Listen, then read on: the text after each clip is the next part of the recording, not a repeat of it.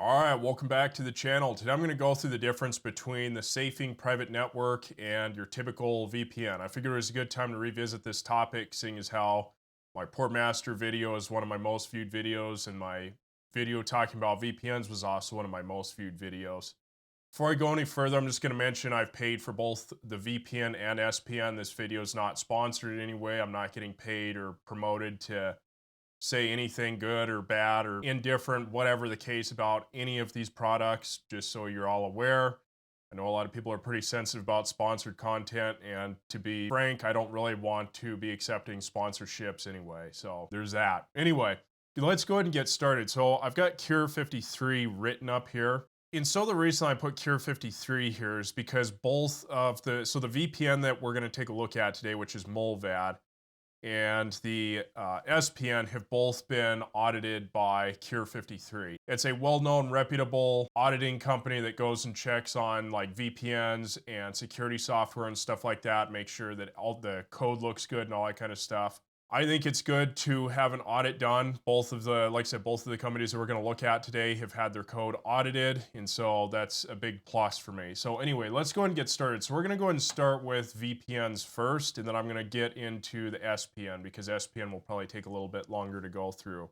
So the way VPNs typically work is you either have a single connection or you have multi-hop. Now, there's a couple different ways that you can do multi-hop, but a single connection would basically be like you have your computer here, and then it goes to the VPN server, and then it goes to whatever the website is. And then a multi-hop connection would just be that you have a second connection to a VPN before it goes over to the website. And then as far as your protocols for the VPN, you've got a few different ones here. You've got OpenVPN, WireGuard, IPsec, and point-to-point tunneling protocol. The reason I put PPTP as do not use, this is really out of date. I mean, this would basically be about the equivalent of trying to use SSL. This is a really old protocol. It's full of security bugs. And if you open up Microsoft, even in Microsoft Windows 11, when you go set up the option, you can go to the network settings and select, oh, I want to use a VPN. There is an option there to use PPTP. You should never use it. It's extremely unsecure. Your best two options these days are either OpenVPN or WireGuard. WireGuard's newer. It hasn't been around as long, but it's way less bloated than OpenVPN. It's pretty lightweight and works well. The other thing with VPNs, I see this come up on the VPN Reddit. People will ask, oh, what's the best free VPN that I can use? I'm going to say this, don't use free VPNs. They are nothing but a security problem. I think Proton probably still does like a limited, you can get like a couple gigs of free data through Proton VPN. Proton, if they still do that, they're the only reputable one that you can get a free VPN from. Don't use any of the others. There's always a price to pay. You can either pay with your wallet or you can pay in other ways. You don't want to be using a free VPN. A lot of times they're just scams. You don't want to use them, and they'll just harvest up your data. And then the other thing here, so I've got kill switch listed. The thing that's important with kill switch is you cannot rely on these. If you go to the VPN Reddit, you can find plenty of threads talking about, if you just go to the VPN Reddit, go to the search bar and type in kill switch, you'll find plenty of people that were doing things like they were sailing around the Caribbean. I'm sure some people probably can figure out what it is that I'm saying when I say that. And they had the kill switch enabled and they thought that was good enough. But these things are not 100% reliable, and what will happen is if the connection to the VPN breaks for some reason, these people that are like sailing the high seas, for example, is their real IP will be exposed for just a moment, and then they end up with a letter in the mail. So kill switches on VPNs can be pretty unreliable. That's something you don't ever want to completely trust. Before we go on any further, I'm just going to come over here to the Open Systems Interconnection. This stands for OSI. This is a framework for networks. There's 7 different layers to it. I'm not going to go into the whole thing because it'd go way too long. Basically, VPNs operate at the network level, and SPN/Tor, the onion service, onion routing, operates at the session/edge app layer. So the network layer is an issue because this works with IP addresses. And so, like I was saying, that if the connection ever breaks for some reason, something like an IP address is sensitive info that you wouldn't want to have leaked if you're using like a VPN, because whatever it is that you're doing, you probably don't want to have your actual IP exposed. Okay, so let's go through some more specific VPN features here. So one of the first things, and I'll fire up the VPN here in just a little bit and show you this stuff. One of the things that it offers is split tunneling. I think most VPNs these days are offering this. I don't know that all of them are. The reputable ones should have it. I will go through that here, like I said, when we open up the VPN and show you what it is that I'm talking about, because that can be a good feature to have. And then there's ways that you can obfuscate your traffic. This will depend on the VPN provider that you pick. Some are better, some are much better than others, I'll say that. And so there's different things, like V2 Ray is the better option these days. You might still see some providers offer shadow socks. V2 Ray is the better of the choice. You can also do something like a SOCKS 5 proxy. And so I talked about multi-hop. So you can do multi-hop within a VPN network, or you can do multi-hop from a perspective of using a SOCKS 5 proxy. And so let me cover multi-hop. And before I get into the SOCKS 5 proxy, the thing you have to keep in mind with this, with security issues, this, again, it all depends on the VPN provider. Some are really good, some are crap. Do your due diligence and your research. I'll say it again, if you are going to use a VPN provider, I would recommend going to Privacy Guides and using one of their recommended VPNs. All the others engage in some very shady practices. Some of the VPNs will try and act like they're individually owned, but they're owned by like one big company. There's plenty of research that's available out there for those that want it. Now, in an ideal situation, if you're going to be using multi-hop internally within the VPN provider, is your connection first goes to the first VPN server, then that creates a separate VPN tunnel and uses authentication tokens.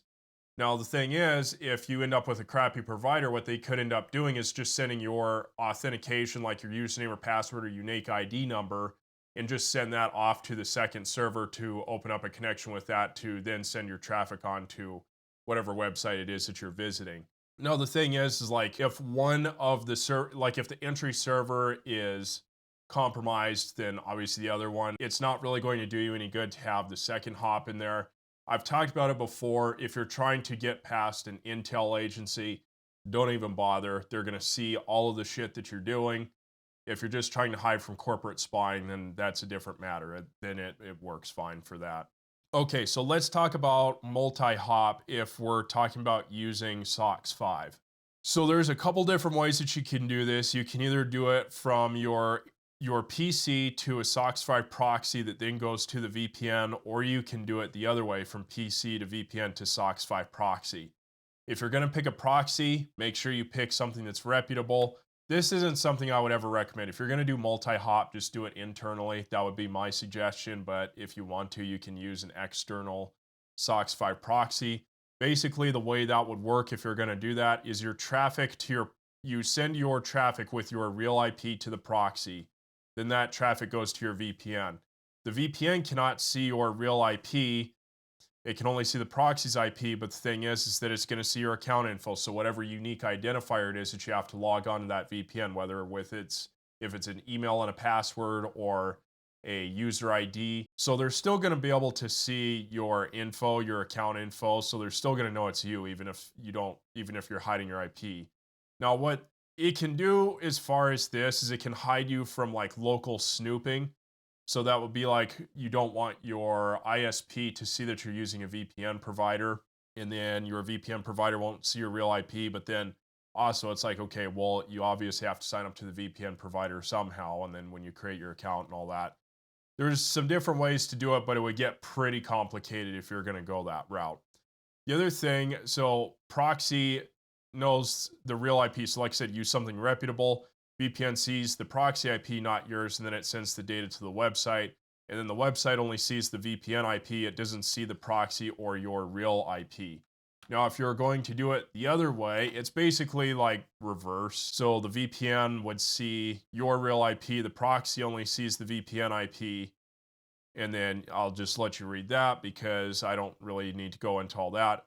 The advantage with this is it can help you if there's things like geo restrictions in place and you're having issues with a VPN provider. But again, I don't recommend using a SOCKS 5 proxy. If you're going to do multi-hop, just use the internals, however they set it up internally with whatever VPN provider you're looking at going with. Now, the other thing that I mentioned here or wrote down is that this lacks encryption through having those multiple nodes. So like going through multiple VPN servers. So SOCKS 5 proxies do not add encryption onto your connection. So this traffic going from your computer to the SOCKS 5 proxy is only going to have the HTTPS traffic that you're trying to send over to the website.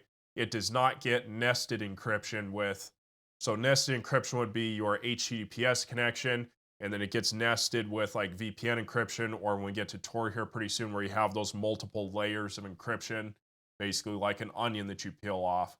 So you do not have that benefit if you use a SOCKS 5 proxy. And then you probably noticed I wrote down here vulnerabilities. We're going to come back to that after I explain SPN.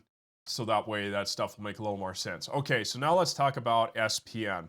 So SPN uses what's called onion routing. Now this is basically the same thing as Tor. And so I made a little drawing over here real quick so you can see what it is that I'm talking about. So let's say this very core circle here, let's say this is your HTTPS traffic.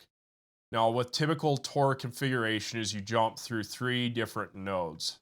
So you have your entry or your guard node, your middle node, and your exit node. Now there's a layer of encryption that gets put on through each of these nodes. So when you send out traffic, goes through the guard node. As it goes to like the guard node, it takes a layer off. Then as it goes to the middle node, it takes another layer of encryption off. And then as it gets to the exit node, that takes the encryption off. And then that exit node then sends your traffic to whatever server or website you are trying to access. That's going to be important to keep in mind when I talk about vulnerabilities. We'll come back to that here in just a moment. Now, with SPN, you can do node configuration to do 1, 2, or 3 hops. I'm going to show you that within the application here pretty soon because I'll cover the VPN and SPN at the same time. I'll go through the applications and show you some stuff. I personally wouldn't really recommend 1. I don't really see much of a good use for 1. It's offered within SPN because it does have a boost in speed, because the more encryption you add and the more hops you add, the more it slows down the network. If you just do 1, then that node knows both the entry and the exit IP. If you go with 2 nodes, the first node knows your entry IP, but it does not know the exit IP. The exit node only knows the website or the server IP, but it doesn't know your IP. And then third is obviously the most ideal, and this is how, like I said, if you fired up Tor, this is how Tor works, is you go through 3 different nodes and you have these 3 layers of nested encryption here. And so Safing came up with a diagram, and I figured I'd just use this because it's easier than me trying to draw something separate. And so like they show on here, so this is your computer, then your traffic goes to the ISP, and then you have 3 different nodes here. Now the way that they have it set up is that each app and each domain gets its own IP address, and I'm going to show you that as well. We're going to do some domain tests so you can see how that works. But each of these domains, each of your exit points, gets routed to a different node, which is really good. This helps keep your data anonymized as much as possible. I mean, it's not 100%. I'm going to say that right now because a lot of people think you can 100% hide stuff. You can't. It's just the nature of the game. But so this is if you have it set up through the 3-hop setup. So it's going to go from these different nodes, and then you have your traffic coming out here. Now, the way that it is set up in SPN is that by default, it uses the exit node that's closest to the server of the website. And so I will be showing that to you as well here shortly.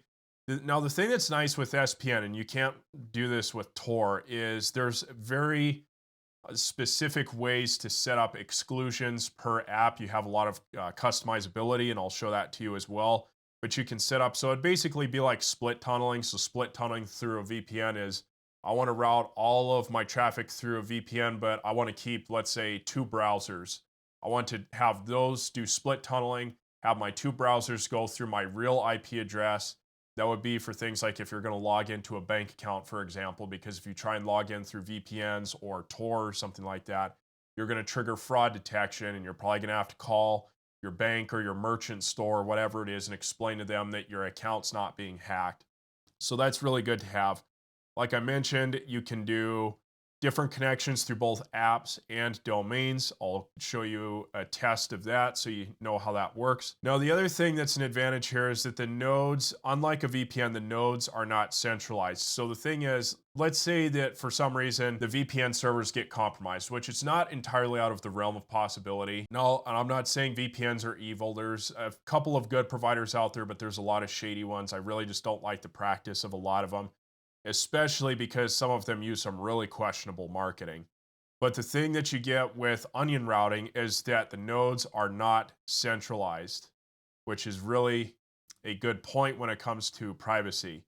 Now, like ISO, I had already mentioned this. It doesn't know the origin and destination depending on the node config. This is as long as you're using at least 2 hops, you will be completely fine. And then the other thing is you have numerous connections through your PC and app. So this works through, like if you have this installed on Windows, you have your Windows SVC host.exe, you have your anti-malware executables, all that kind of stuff.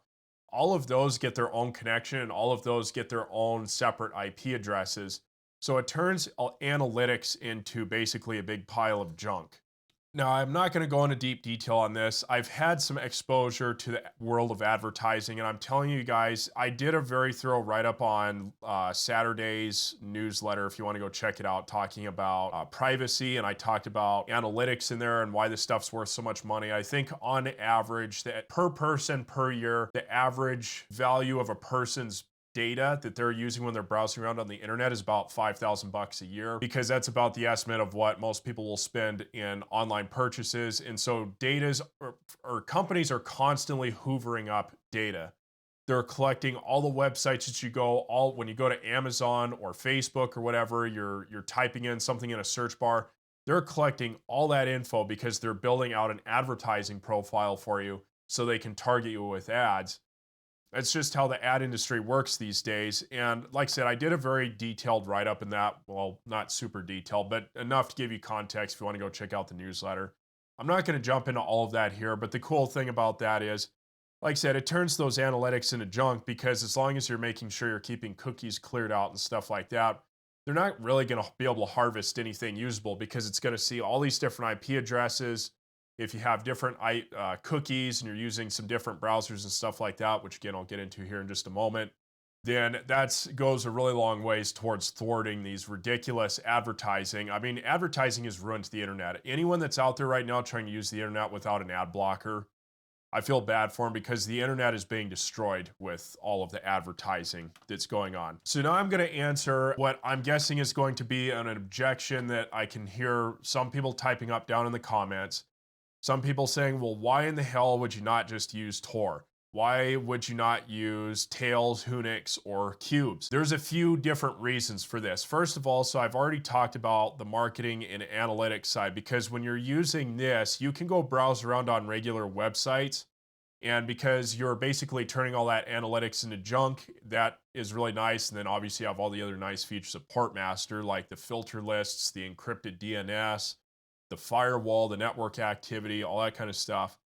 The other thing is options. This is one of the reasons I haven't really been making Linux videos recently, because the last couple of Linux videos that I've made, I've got some really dumb comments, and this has been a big issue with the Linux community. And I'm sure I'm probably going to offend some people and have some butt hurt being typed down in the comments right now, but I don't see why people have a problem with having more options, because every time I go and look at different options like Linux distros to use, or different antivirus solutions or things like that, because I'm in the IT world, so I keep up on all this stuff, inevitably I will come across comments that say, oh, well, this is useless, we don't need this, this is already being done. Well, if you take a look at how Linux is done, there's well over 100 distributions at this point, and a lot of the community says, okay, well, that's good because it gives us options. Well, and then as far as using the onion routing, why would you not want more options? That's the way that I look at it. I think it's good to have options. And it's also nice for Windows users to be able to have this. And I realize that you can route Tor, you can set up Windows to use Tor. There's issues with that I just don't like doing, which I can make a separate video on. I'm not going to get into that on this video. And if you notice, my voice is probably changing a little bit. It's because I've been sick again recently. I got sick again somehow. The other thing that I really like is that Portmaster, and by extension SPN, is really easy to use. This is what I've been recommending to a lot of people because it adds a lot of security for a person, but it's really easy to use. It's plug and play. And one of the things that I've seen with this is I have seen a few comments come up on like Reddit threads, and I think there are a few comments that I've seen on GitHub of people saying that it uses a bunch of resources. I don't know what they're talking about, because if you fire up Task Manager, at least on my computers, it eats up about maybe 150 megabytes of RAM at most. I mean, if you're really worried about that little bit of RAM usage, then I don't know what to tell people. The other thing is this helps with more broad adoption, and I'm talking about this from a couple different perspectives. I'm talking about from the perspective of security and privacy. There's plenty of news articles coming out right now that show that people really need to be taking their cyber stuff more seriously. It seems like every time you read the news, there's more hacks being done. Ransomware has gone up massively. I just saw an article last week that the state of Maine, they had like some sort of taxpayer database, I think, that got hacked, and it had things like people's social security numbers in there. People's devices are getting taken over. It's good to bring more people into cybersecurity, but the thing is, when you make it complicated for people, then it becomes more of a pain in the ass. So the more things are made simple, the better it is. And then the last point here, very high level of customization. Again, I'm going to show you that from within the app here in just a minute. I'm just going to go through a couple more things. But that's the other thing that I really like. So like if you wanted to route, let's say, some of your traffic through SPN, like you've got a few different browsers, you want a couple different browsers to always go through SPN, and you want to route Windows services through it so it turns all their analytics into junk. It's very easy to do that, and I like that. Again, ease of use. I would like to see people adopt more of a cybersecurity mindset because it's just good for everyone. Now, let's come back and talk about vulnerabilities real quick, because these exist for both SPN and VPN that I want people to be aware of, because nothing is ever 100% anonymous and private. So first of all is you do not have pure anonymity. This is something that has been a problem with some of the past marketing that I've seen with VPNs. Fortunately, I've seen the Tor community seems to be enlightening themselves on the fact that a lot of these exit nodes are very likely ran by US intelligence agencies. I think the number that's being thrown out there right now is something like 1,000 different nodes or so are ran by intel agencies. You're not going to have pure anonymity and privacy using anything. And it comes down to quite a few different factors. Now, one of the things, this is one of the factors right here, is fingerprinting. So browser fingerprinting, this stuff is really hard to protect against, and it collects a ton of different data points. Some of those being like your graphics card that you're using, your monitor resolution, what specific operating system you're using, so on and so forth. Authentication, this is from the perspective of like, oh, well, I'm going to go log into Gmail. If you were to log into Gmail from a VPN or SPN, there wouldn't be any point. You're not gaining any privacy or anonymity, because they're like, oh, okay, well, this person just logged in and now they have this new IP address. If anything, it kind of decreases your privacy and anonymity, because like, let's say you want to use a VPN, you log in through your VPN, they're like, oh, okay, this person uses Mulvad VPN, for example. Then there's other stuff. So like Java, you can have JavaScripts on websites that can detect things like mouse movements. That's another data point that can be collected. One of the vulnerabilities here is HTTPS. You need to always make sure that you have HTTPS enabled.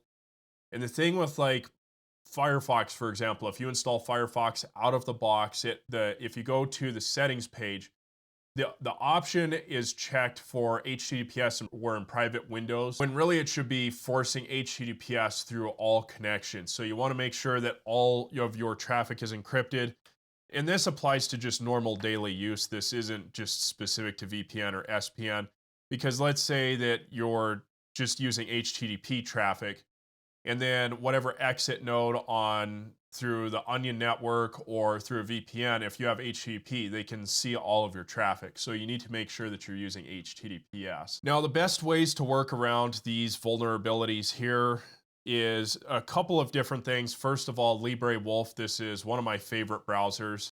This is hardened Firefox out of the box. I really like LibreWolf. This is one of my, like I said, one of my favorite browsers. My new favorite browser, I was kind of on the fence about this for a while, and then I've been testing this browser a lot here in the last month, putting it through its paces.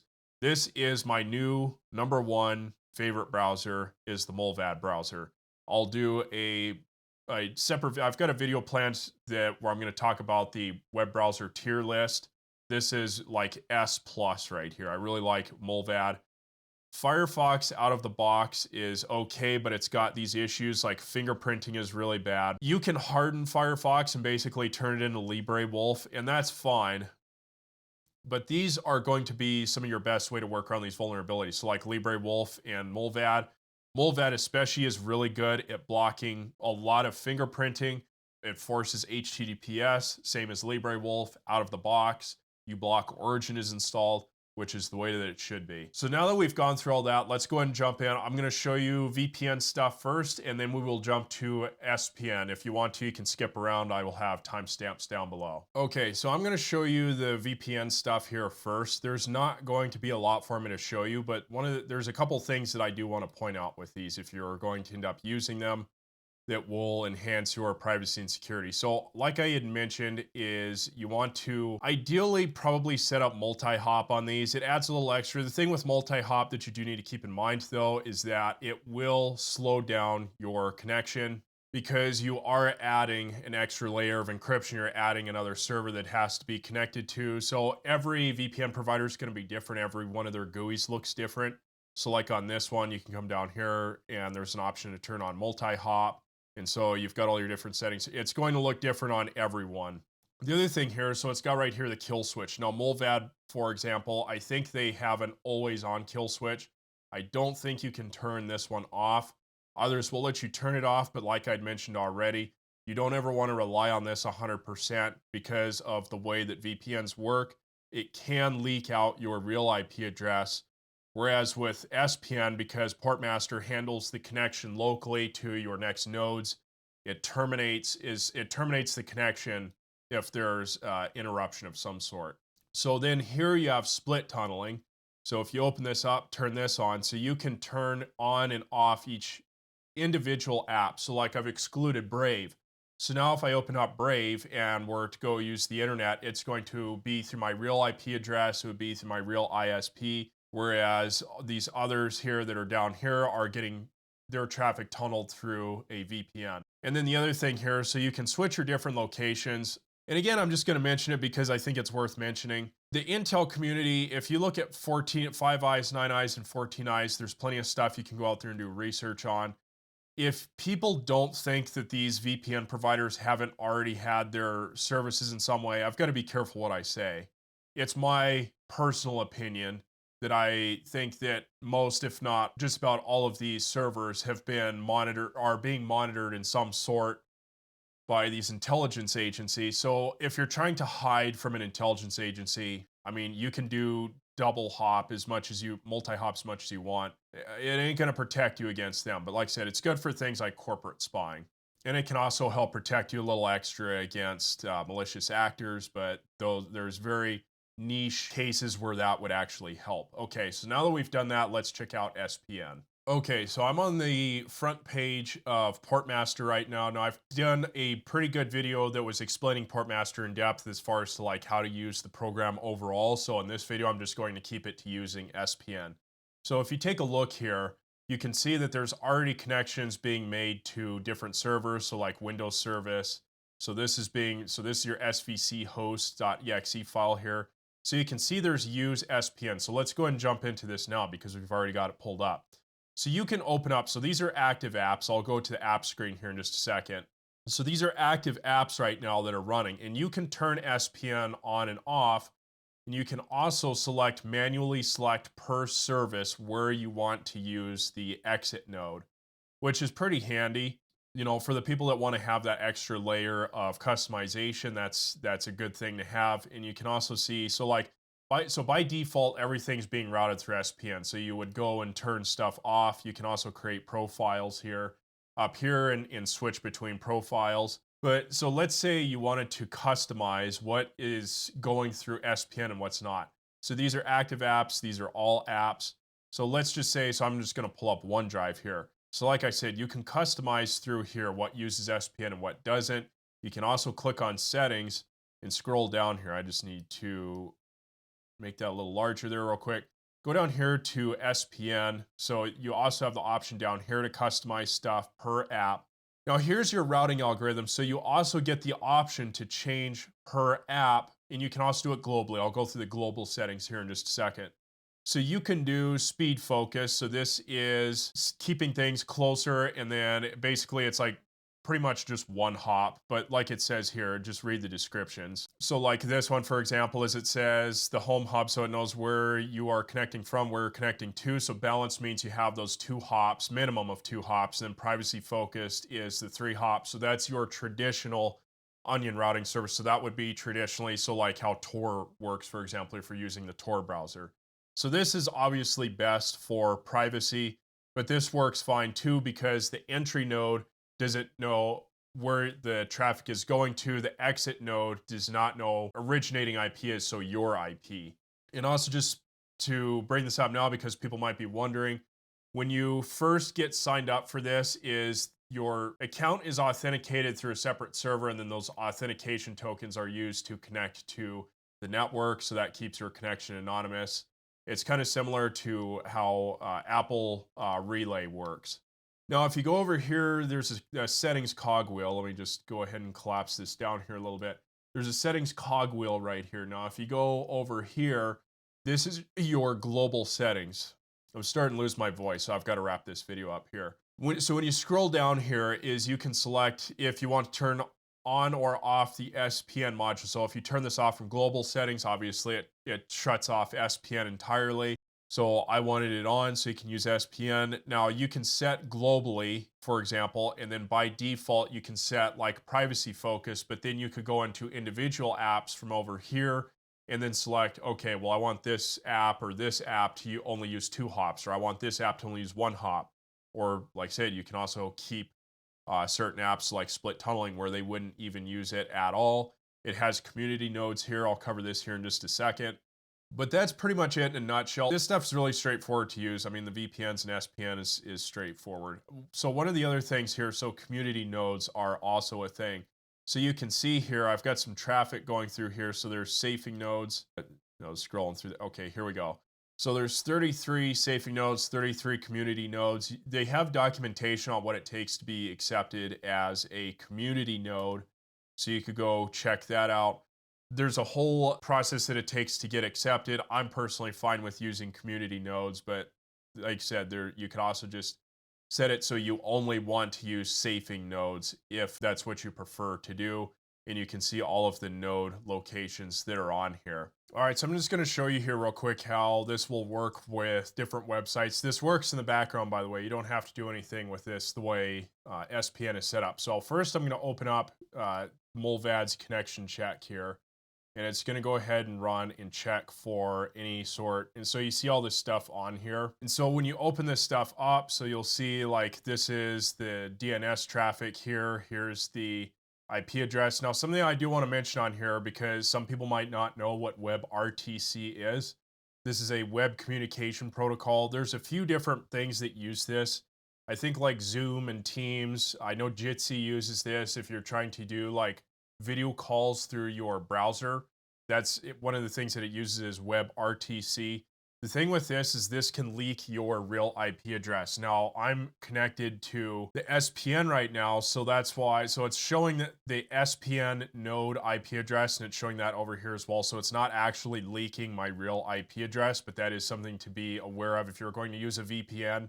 You have to set your browsers up. If you're using something like Firefox, you have to manually configure it to not use WebRTC. If you're using SPN, you don't have to worry about this stuff. Some of the stuff is already hardened against it, like Mulvad browser and LibreWolf should already be hardened against WebRTC.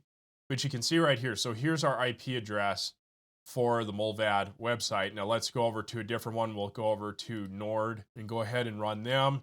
And you can see this connection is coming out over by California, and it's showing a different IP address up here. So these are both SPN IP addresses, but as you can see, each time you go to a different website, it's getting assigned a different IP. So like I said, this goes towards creating a bunch of junk data for the analytics and all the marketing stuff.